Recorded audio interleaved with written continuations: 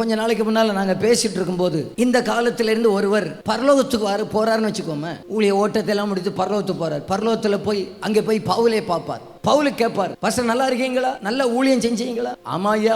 பவுல் கேட்பார், உங்க காலத்துல இன்டர்நெட் எல்லாம் இருக்குன்னு அறிஞ்சேன், வாட்ஸ்அப் அறிஞ்சேன், யூடியூப் அறிஞ்சேன், இதெல்லாம் வச்சு என்னென்னமோ நீங்க ஸ்டேட்டஸ் போட்டீங்களே, செல்ஃபி, திரும்பும் போது, நான் வரும்போது, நான் போகும்போது எல்லாம் போட்டீங்களே, என்ன வருகையிலும் போகையிலும் பாதுகாத்த இயேசு நல்லவர் என்னைக்காவது போட்டீங்களான்னு கேட்க மாட்டாரோ?